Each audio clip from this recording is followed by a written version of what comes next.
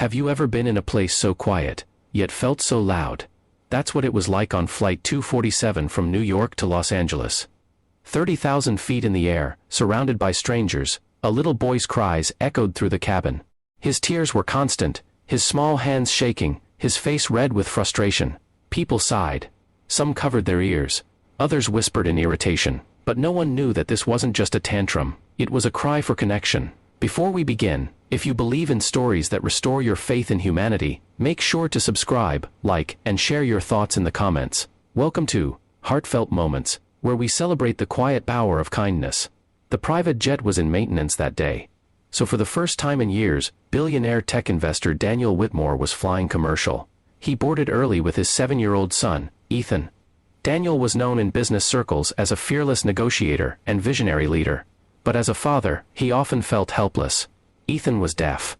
He had been born without the ability to hear, and though Daniel had spent millions on specialists, therapies, and technology, nothing had changed that reality. What Daniel struggled with most wasn't Ethan's deafness. It was the world's reaction to it. Ethan communicated through sign language, facial expressions, and touch. He was bright and sensitive, with large brown eyes that noticed everything. But crowded, unfamiliar places overwhelmed him easily.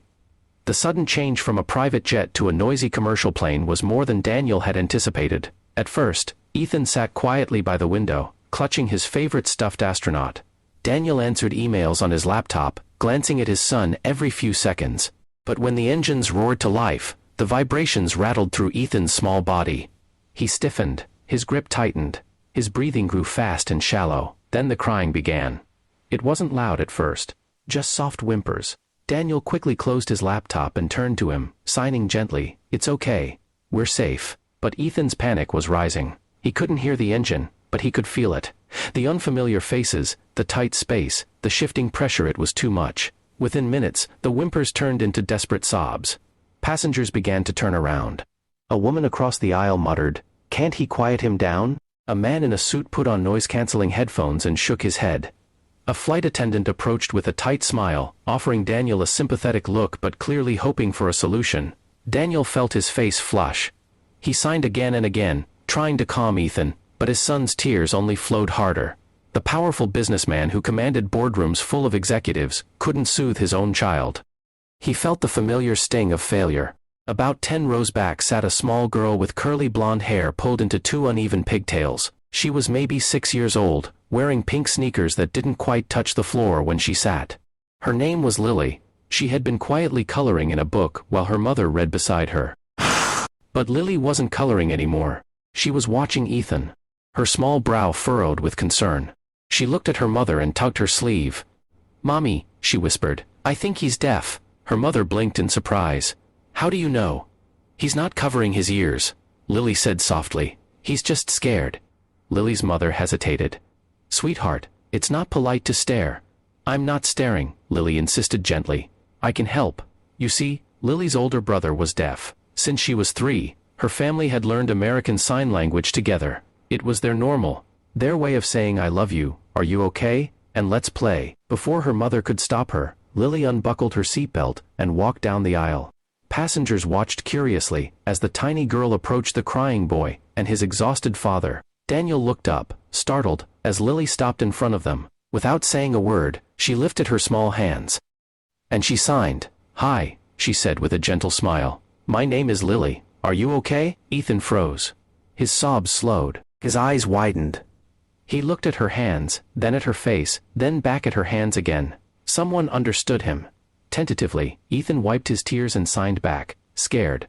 Lily nodded, her expression full of empathy far beyond her years. "Planes feel funny," she signed. "But they are safe. I fly to see my grandma." Daniel stared, speechless, as his son responded. The panic in Ethan's body began to melt. His shoulders relaxed, his breathing steadied. The crying stopped completely. The cabin grew quiet. Lily asked if she could sit with him, and Daniel quickly nodded, his eyes glassy with emotion. She climbed into the empty seat beside Ethan, and together they began signing about favorite cartoons, pets, and superheroes. Within minutes, Ethan was laughing. Passengers who had moments earlier been annoyed now watched in awe. The woman across the aisle lowered her book. The man with the headphones removed them. Even the flight attendant paused, her eyes shining. Daniel felt something he hadn't felt in a long time, relief, mixed with gratitude so deep it hurt. After the plane landed, Daniel approached Lily's mother. "I don't know how to thank you," he said, his voice thick. "You have no idea what that meant to us." Lily's mother smiled warmly. "She just did what she's always done." Daniel knelt down in front of Lily. "You helped my son more than you know," he said gently. "You gave him a friend when he needed one." Lily shrugged shyly, and signed to Ethan, "See you again someday." That night, Daniel couldn't stop thinking about what had happened.